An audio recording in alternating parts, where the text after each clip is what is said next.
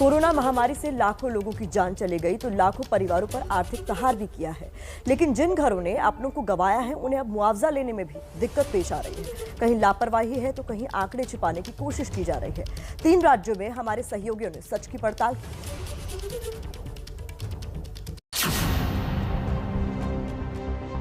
यह है 16 साल के हनुशीष डहरिया। भोपाल के तिरलंगा इलाके में रहने वाले हनुशीष के सिर से कोरोना महामारी ने माता पिता का हाथ छीन लिया। अब छोटी उम्र में हनुशीष को सिस्टम का सबसे भयावह रूप देखने को मजबूर होना पड़ रहा है। स्थानीय निकाय ने जो मृत्यु प्रमाण पत्र जारी किया उसमें मौत की वजह कोरोना नहीं लिखा गया। हॉस्पिटल द्वारा जो सर्टिफिकेट प्राप्त हुआ उसमें उन्हें कोविड पॉजिटिव बताया गया। हमने उनका अंतिम संस्कार भदभदा विश्राम घाट में किया। वहाँ से जो सर्टिफिकेट जारी हुआ उसमें कोरोना बताया गया। नगर निगम भोपाल गए, वहाँ पर हमसे ये दोनों मूल्य प्रमाण पत्र जमा करवा लिया गया और वहाँ पर हमें सामान्य मृत्यु प्रमाण पत्र दे दिया गया। डहरिया परिवार के छोटे बालक हनुशीष पर अजीब विपदाई है। माँ बाप तो कोरोना ने छीन ही लिए और अब सरकारी योजनाओं को जो लाभ मिलने वाली बात है उसके लिए जो सर्टिफिकेट चाहिए उसके लिए वो दर भटक रहा है, क्योंकि सर्टिफिकेट तो मिल रहा है मगर उसमें कहीं ये नहीं लिखा है कि उसकी माँ बाप की मृत्यु कोरोना के चलते हुई है। भोपाल के इस डहरिया परिवार पर दुखों का पहाड़ टूट पड़ा है। नतीजा, हनुशीष उन सारी योजनाओं से वंचित हो जाएगा जिसका ऐलान सरकार ने मृतकों के परिजनों के लिए किया है। योजना के मुताबिक 5,000 महीने एमपी सरकार बच्चों को देगी, पढ़ाई का खर्चा भी उठाएगी। हनुशीष को इसका फायदा कैसे मिले, इसका जवाब सरकार के पास नहीं है। तरफ से स्पष्ट निर्देश है कि किसी भी तरह किसी भी जानकारी को न छुपाया जाए, न हमारी ऐसी मंशा है। जो भी एक्चुअल स्थिति है वो इंगित की जाएगी। सिर्फ बीजेपी शासित राज्यों का नहीं, कांग्रेस शासित राज्यों का हाल भी अलग नहीं है। राजस्थान की कथनी और करनी का फर्क देखिए। कोरोना संक्रमण को देखते हुए राजस्थान सरकार ने नियम बनाया है कि अपने कर्मचारियों को अगर संक्रमण से उनकी मृत्यु होती है तो 50 लाख रुपए की सहायता राशि दी जाएगी।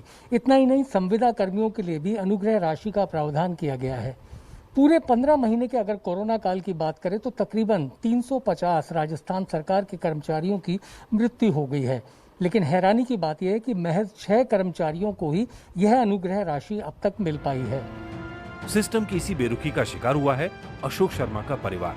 मौत कोरोना से हुई लेकिन प्रमाण पत्र पर जिक्र नहीं है। मैसेज आया था राजस्थान RAJSMS से मैसेज आया था कि पॉजिटिव है और ये हॉस्पिटल में एडमिट होने के बाद आया था पापा के। जबकि जो मैं हॉस्पिटल से पेपर्स लेकर आई हूँ, इन पेपर्स में जयपुरिया वालों ने भी मुझे कहीं लिख कर नहीं दिया है कि पापा कोविड पॉजिटिव थे। यहाँ भी वही सवाल कि योजना का फायदा मिले तो कैसे।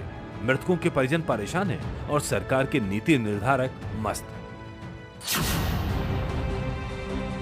उत्तर प्रदेश में भी सरकारी मदद पाने की आस में पीड़ित परिवारों की आंखें थक गई हैं।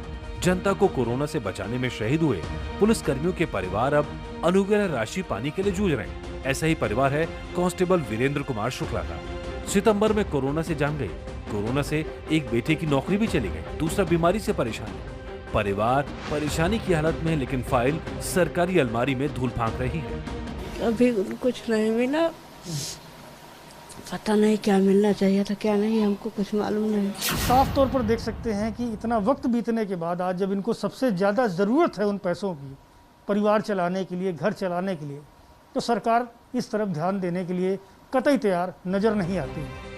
यूपी में कोरोना से शहीद पुलिसकर्मियों के 168 परिवारों में से सिर्फ 28 को 50 लाख रुपए की अनुग्रह राशि मिल पाई है। 168 में से 76 मामले पुलिस के स्तर पर अटके हैं, 33 मामले डीएम के स्तर पर लटके हुए हैं, 16 मामले प्रशासन के स्तर पर रुके हुए हैं। 12 मामलों को डीएम ने अनुग्रह राशि पाने का हकदार माना ही नहीं। पुलिस के आला अधिकारी अनुग्रह राशि न मिलने के पीछे औपचारिकताएं बताकर पल्ला झाड़ रहे हैं।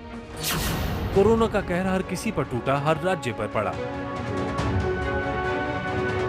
सरकारी कर्मचारियों के परिजनों का हाल बता रहा है कि देश में कोरोना का सच क्या है और आम इंसान किस कदर परेशान है।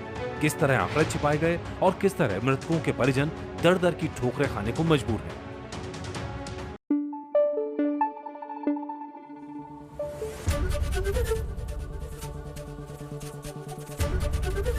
एबीपी न्यूज आपको रखे आगे।